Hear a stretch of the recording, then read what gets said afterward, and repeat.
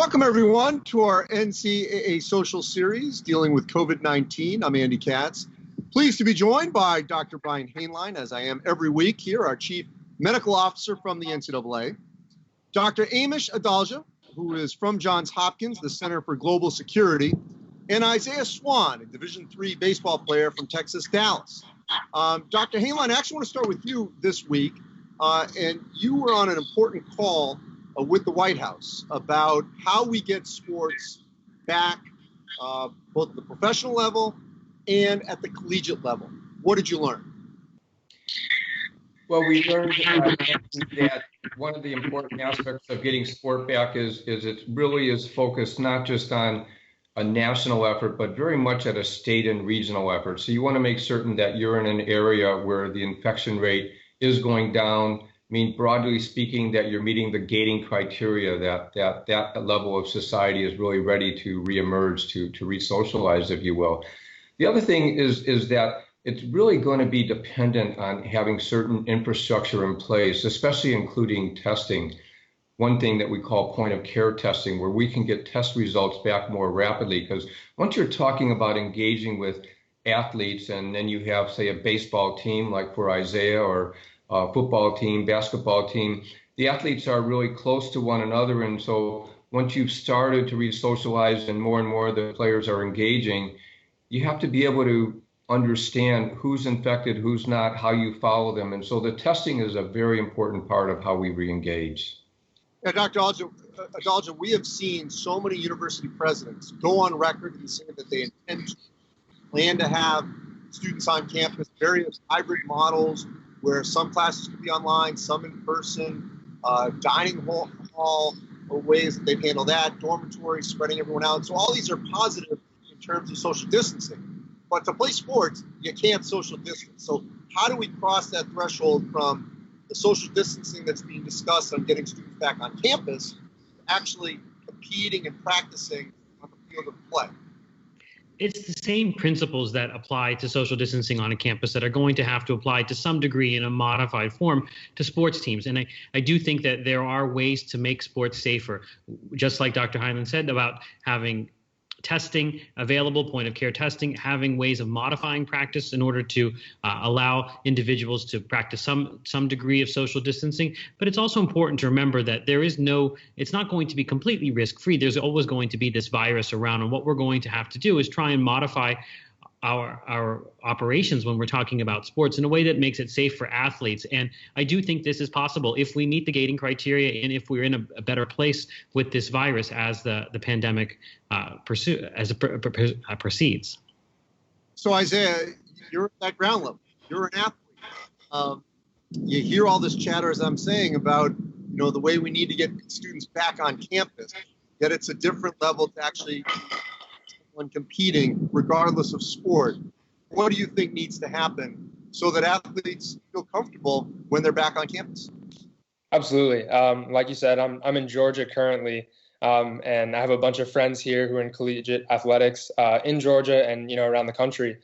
I've been putting out feelers for the past couple of weeks and trying to see what everybody thinks about this whole thing, and especially about Georgia now saying that we're going to start phasing into reopening and things like that. And I was actually surprised to hear back from a lot of student athletes that a lot of them are really more concerned, for their families and the rest of the community with reopening too soon. I expected that a lot of student athletes would be very excited to be able to return to sport so soon, and certainly some of them are. But I think there are, for the most part, most student athletes are more concerned with, are we doing this too quickly? Is it actually going to be, safe for us? So I think the comfort level right now is really, kind of iffy. All right, so let's speed ahead, though, when we get to the late summer and fall, where we don't know what things are going to be. We don't know where testing and tracing will be at that point. But to be able to be tested and then the tracing aspect of that, how comfortable do you think student athletes will be dealing with the regular testing apparatus, if you will, that could occur in the fall and winter?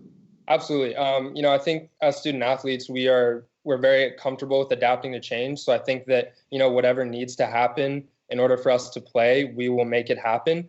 And you know, that's kind of that. I think that, you know, student athletes are probably, you know, pretty uncomfortable with the idea of all this change that we're seeing, right? But, you know, testing would make it a lot easier for us to return to sport. And so I think they would be all for that. Absolutely. So Dr. Adalja and Dr. Hainline, if you can on the back end, what would that testing and tracing look like once student athletes get back on campus, hopefully late summer, early fall? So there's various different ways that you can think about this, but what we want to be able to do is find patients that are infected or find individuals that are infected, whether they're students or whether they're individuals in the community. And in order to do that, we have to have access to rapid tests that can give you a result that's actionable very quickly so that you can minimize exposure to others. You can isolate those individuals and do contact tracing. That may mean that for sports, there may be a time where we actually screen athletes, and it's going to, I think, be different for different types of sports, where you may screen them regularly to see if they're positive or negative. You may do antibody testing to see who's been exposed and maybe has some degree of immunity, and then use that to try and facilitate your practices and your games. And I think there is some room to kind of improvise here and try and come up with innovative ways that work the best. And I think there's not really a black or white answer to this. It's very gray right now because we don't really have all of the testing data at our hands right now. But that's really what we want to do, is allow people to play by using the tests in the most appropriate manner. Dr. Hainline? Yeah, and to follow up on that, so yesterday's meeting with the White House, with the office of Dr. Burke, so it was the chief medical officers of sports. So I was representing amateur sports, the NCAA, but there were also the chief medical officers of the NFL, Major League Baseball, the NHL, and so on. And testing was a key component of everything we discussed. And what the White House laid out, and with regard to the serological testing that Dr. Adalja mentioned, so you know, we'll know maybe in 3 or 4 weeks the real validation of what that means, especially if it confers an immunity status. And right now, the White House was suggesting we may be doing one serological test, repeating it a month later to try to understand where we are. And then the point of care or rapid diagnostic testing. So there's a commitment, yes, by the White House. We're going to continue this public-private partnership, and we're going to continue to build the infrastructure. And it really is also going to be at the school level that they develop a relationship with a vendor or with a lab, with a research facility, where they can really make certain that these testing facilities are ramped up. So it is going to take an initiative at the local level as well.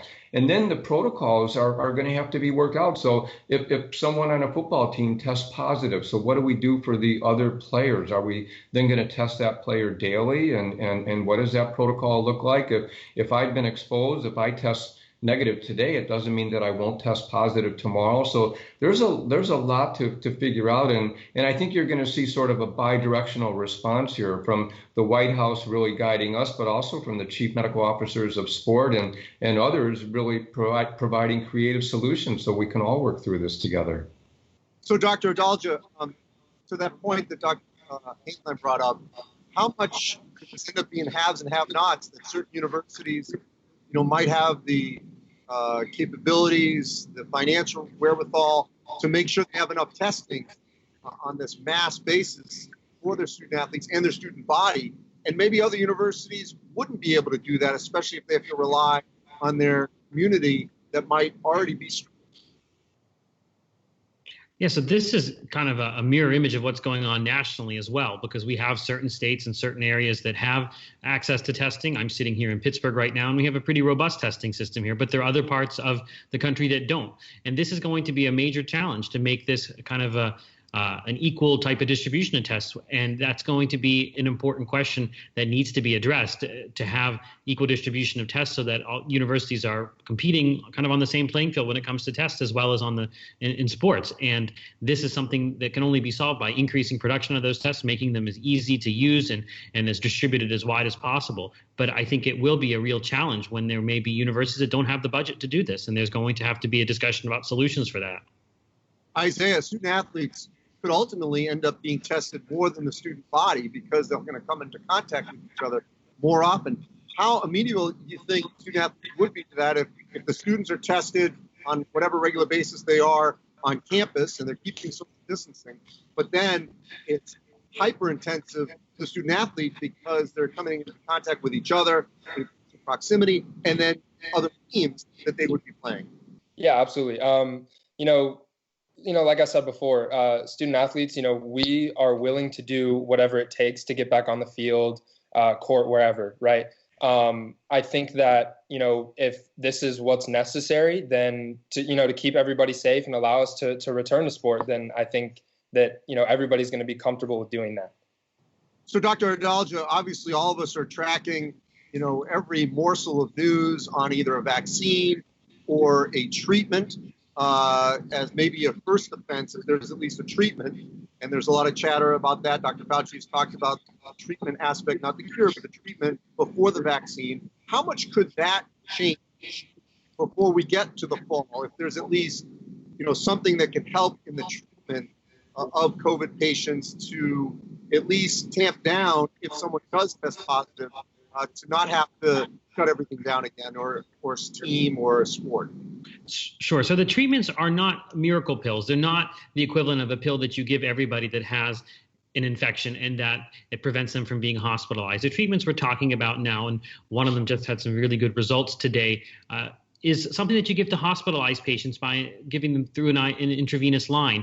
And that may decrease their mortality rate. It may decrease their need for a ventilator. And that may help with hospitals in terms of the crowding of hospitals. Because remember, most of the social distancing is being done to keep our cases from occurring at such a rate that they inundate hospitals. That's the real measure that we're looking at here. And if you have a drug that can get people out of the hospital faster, that could be a real boon to hospitals, and that may change the risk perception and how we go forward with this. So that may help us make social distancing decisions if we're not so much worried about hospitals anymore, because there is a treatment that's going to get people out of the hospital faster. And then that will make the general public's perception of risk and what they think about this virus change. And that can help us work through this whole issue that we're going to have with this virus being present until we have a vaccine. If we were to have a pill, for example, that you could give people that prevented them from getting hospitalized, that's a whole different story, but we're not quite there yet. But we do have promising news about antivirals that can be used in hospitalized patients that could change the game a little bit.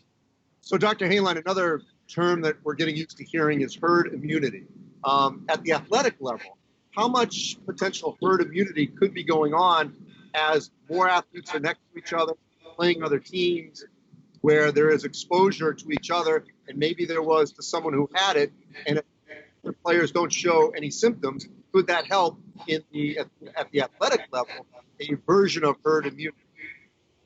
Yeah, potentially it could help a lot, Andy. And so, we're just starting to understand this as we really find out what the validity of the serological testing is. But in New York City, where I am, and when they sampled 3,000 individuals and, close to 20% of individuals had been exposed, that changes things significantly. That means, well, rather than 150,000 cases in New York City, there's close to 1.4 million. And so you can imagine that the emerging adults, the college athletes, the college students, and many of them may have developed COVID-19 with minimal or no symptoms, that the immunity could be even over 50%, who knows, closer to 60, 70%. I mean, we really don't know. It's all conjecture right now, but that could even shape how you return to a college campus if you know that a substantial number of individuals have immunity, if we really believe that immunity exists. So it would shape workouts, it would shape a lot. And so I think it's a very exciting part of the future,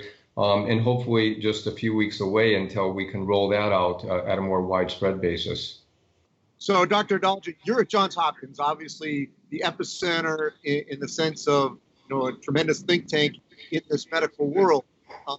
How much optimism is there that we can get to a point where college students can feel somewhat safe, or hopefully safe, on the college campus in the fall, into the winter, and then ultimately, if they are, then student athletes can feel that same way? Well, but Johns Hopkins is a place that has lots of diverse opinions. So not everybody in our field is completely in agreement about this. I tend to be more on the optimistic side, that we can get there with testing, that we can control this virus to a point where hospitals are not worried about their capacity concerns, and we will be able to have school close to normal in the fall. I think it's going to be different in terms of mass gatherings, and there's going to be social distancing. But I do feel pretty confident that there are ways to modify universities in a way that makes it safe for students to come back, and that we'll get there with the technology that's rapidly developing in terms of testing, and we will be able to have sports maybe in a modified fashion. But I do feel optimistic about it. But again, I don't represent the entire university, and there are differing voices there as well. But I tend to be on the optimist side.